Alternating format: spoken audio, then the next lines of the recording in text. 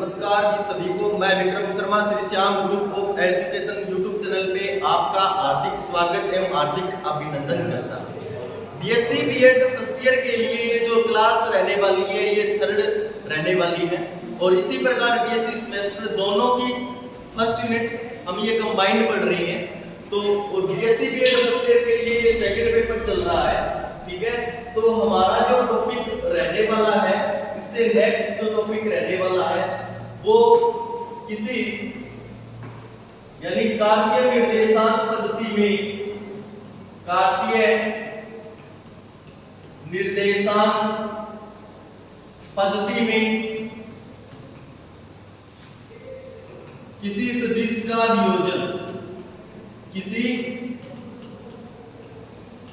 सदिश का वियोजन, ये अपना टॉपिक है। वियोजन का मतलब क्या होता है कि किसी सदिश को उसके घटकों में तोड़ना वियोजन कहलाता है।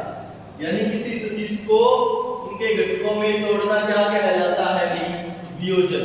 यानी कोई भी अपने पास में 3 डायमेंशन कोऑर्डिनेट सिस्टम है, उसके अंदर कोई भी एक वेक्टर है, उनके वेक्टर को हमें कंपोनेंट्स के अंदर डिवाइड करना है, ये अभी को देखना है। तो इसमें सबसे पहले हमने माना कि हमारे पास में कोई भी एक 3 डायमेंशन कोऑर्डिनेट सिस्टम है। हमारे पास में क्या है? एक 3 डायमेंशन कोऑर्डिनेट सिस्टम है, ठीक है। यानी क्या होता है कि x y और z एक्सिस है अपने पास में। सभी को पता है ये x को यूनिट वेक्टर i कैप से दर्शाते हैं, y को यूनिट वेक्टर j कैप से दर्शाते हैं और z को यूनिट वेक्टर k कैप से दर्शाते हैं। और इसका जो ओरिजिन है, जो मूल बिंदु है वो O है। इसके अंदर हमें हमारे पास में कोई भी एक वेक्टर है, वेक्टर A, जिसका हमें डिफ्यूजन करना है और इस A वेक्टर का जो लास्ट पॉइंट है वो है M, ठीक है। अब हमें फाइंड क्या करना है ये देखिएगा। हमें फाइंड करना है कि ये जो त्रिविमीय निर्देश तंत्र है, कार्तीय, इसी को ही बोलते हैं कार्तीय निर्देशांक पद्धति। इस कार्तीय निर्देशांक पद्धति में ये वेक्टर है अपने पास में A। इस A वेक्टर के x डायरेक्शन के अंदर कंपोनेंट्स फाइंड करना है, साथ ही y में भी कंपोनेंट्स फाइंड करना है और z में भी कंपोनेंट्स है वो फाइंड करना है। ये फाइंड करने के लिए हमने ये मान लिया, ठीक है। अभी तक जो थ्योरी पढ़ी है वो हम लिख देते हैं। और क्या है कि अभी तक यानी माना एक त्रिविमीय निर्देश तंत्र, माना एक 3 डायमेंशन यानी त्रिविमीय निर्देश तंत्र जिसका मूल बिंदु O है, मूल बिंदु O है। इसमें सदिश A स्थित है जिसके x y जिसके x y तथा z अक्षों के अनुदिश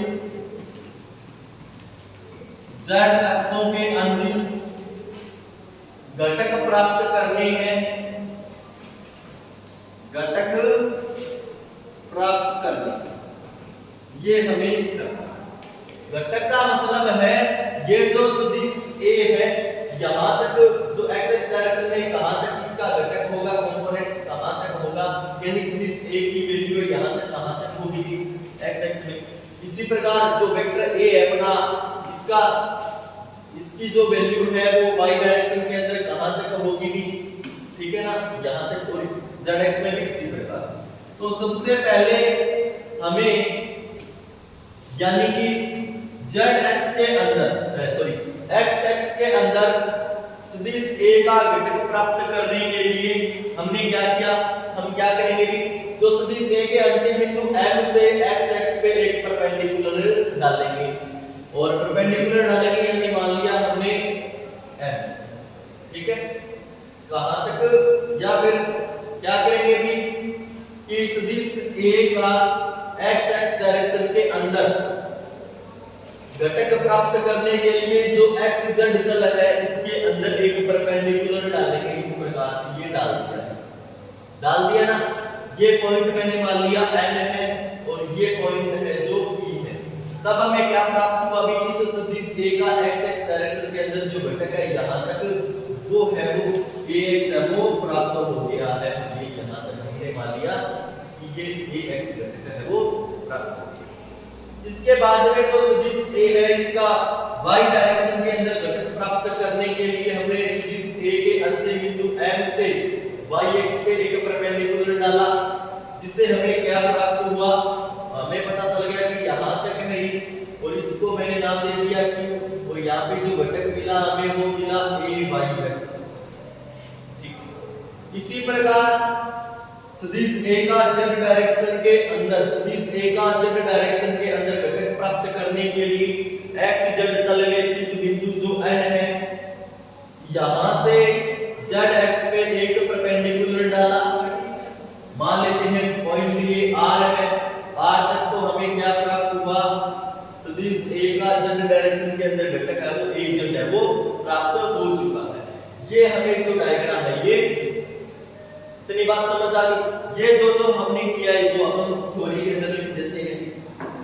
ठीक है, तो ये देखिए यानी क्या किया? सबसे पहले सदिश A का x x दिशा में, सदिश A का x x दिशा में घटक प्राप्त करने के लिए, घटक प्राप्त करने के लिए, घटक प्राप्त करने के लिए सदिश A के अंतिम बिंदु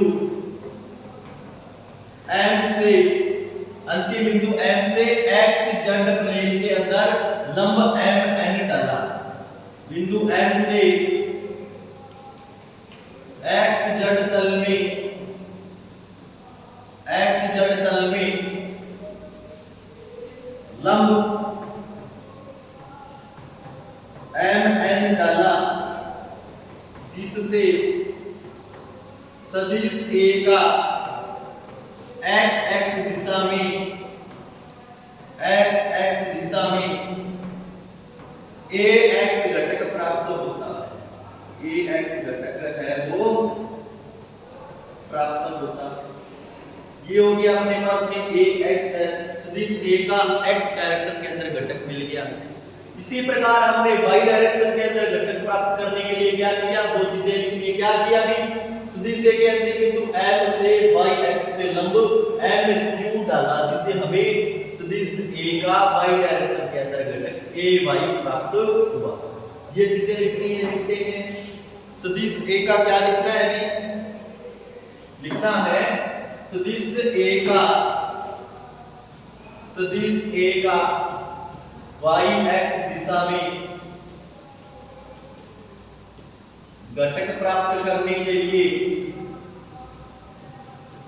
घटक प्राप्त करने के लिए सदिश A के अंतिम बिंदु M से, अंतिम बिंदु M से y अक्ष पर लंब m q डाला, जिससे y दिशा में, y दिशा में ay घटक प्राप्त हुआ। ay घटक प्राप्त हुआ। ये हमने y डायरेक्शन के अंदर आ गया। अब देखिए, ये देखिए हो गया अपने ay n q। ठीक है, अब देखिए सदिश A का z डायरेक्शन के अंदर घटक प्राप्त करने के लिए x z प्लेन के अंदर स्थित बिंदु n से z x पे लंब हमने डाला। क्या डाला? m n r, जिससे az घटक प्राप्त हुआ। ये चीजें लिखनी है। तो देखिए सदिश A का z x दिशा में घटक प्राप्त करने के लिए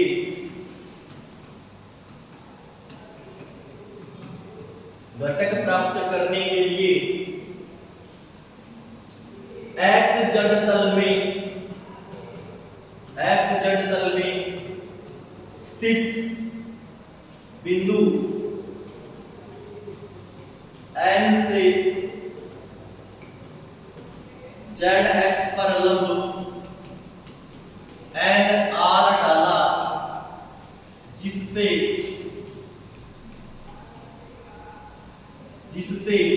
a जड़ घटक प्राप्त हुआ। ये जड़ घटक प्राप्त हुआ, ये हमने लिख दिया, यही लिखा है सेम, ठीक है ना। यानी ये बिंदु n है और n से n r यहाँ पे लंब डाला, तो हमें ये जड़ घटक है वो प्राप्त हो गया। तो सदिश a को हम इस प्रकार से लिख सकते हैं, सदिश a सदिश ax i के प्लस सदिश ay j के और प्लस सदिश az इस प्रकार से लिख सकते हैं। या इसका हम परिमाण निकाल सकते हैं।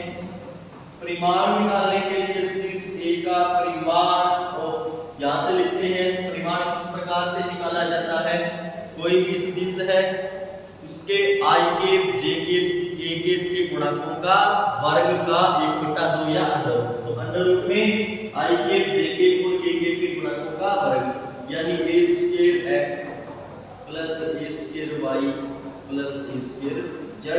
और यहाँ पे इसका क्या कर देंगे, स्क्वायर कर देंगे, तो यहाँ पे a स्क्वायर x प्लस में a स्क्वायर y प्लस में a स्क्वायर, ठीक है। ये अपने पास में जो समीकरण आएगी वो आ जाएगी ये, ठीक है। ये आगे इसके बाद में हमें घटक प्राप्त करने के लिए हमने माना, क्या माना कि ये जो वेक्टर a है, ये जो वेक्टर a है ना, ये सदिश यानी x ये जो वेक्टर a है ये x डायरेक्शन के साथ अल्फा कोण बनाता है। ये जो सदिश a है ये yx के साथ में बीटा कोण बना रहा है। और ये जो वेक्टर a है, ये जो वेक्टर a है ये zx के साथ इतना हमने मान लिया गामा कोण है ये बना, ठीक है। ये सदिश a इसके साथ में अल्फा एंगल बना रहा है xx के साथ, ये मानना है, ठीक है।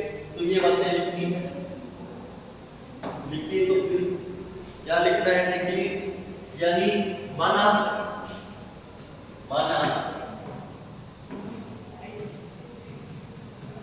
सदिश a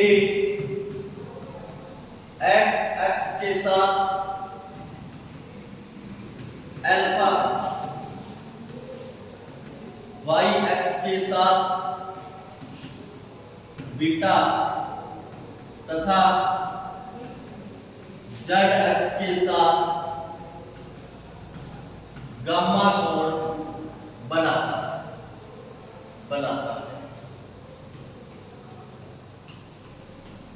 तब सदिश a को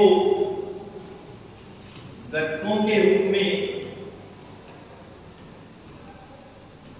लिखने पर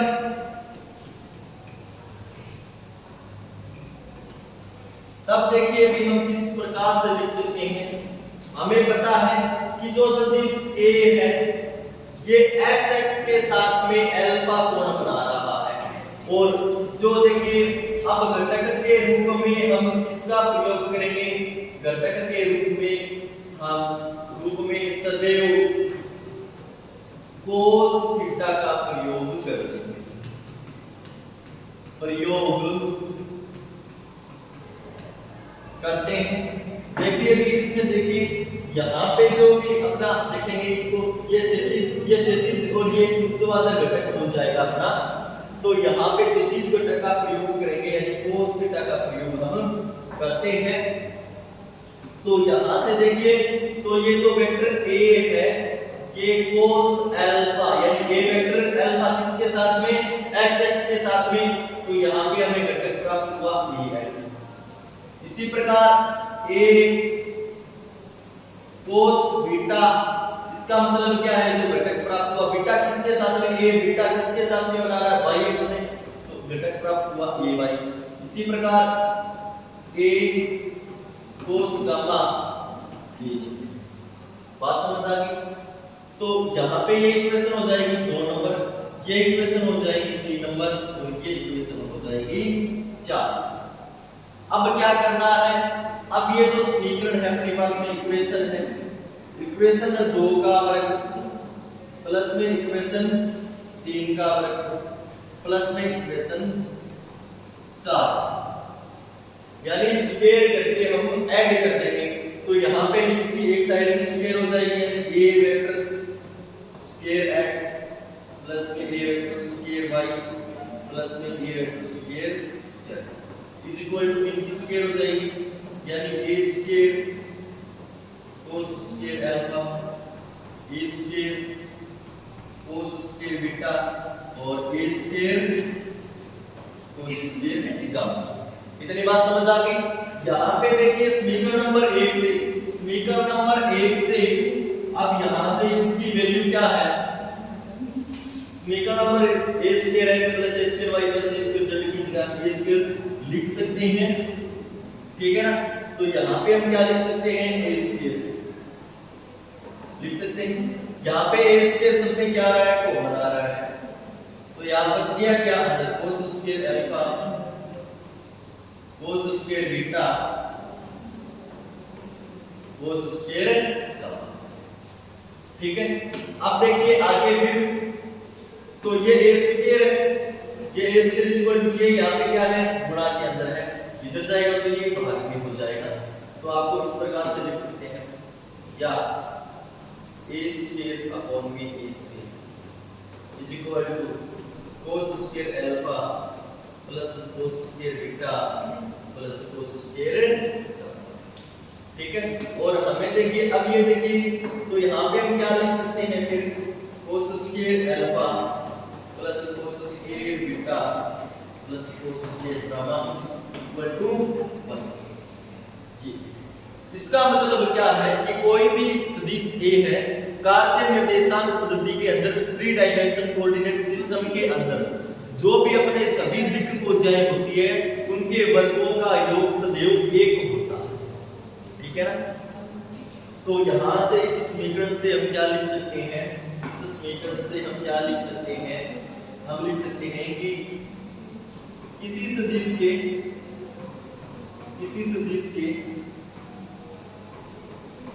सभी दिक् भुजाओं के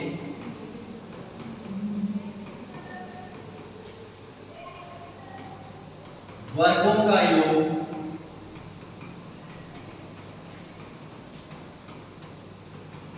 सदैव 1। तो ये अपने को दिखाना था, ठीक है?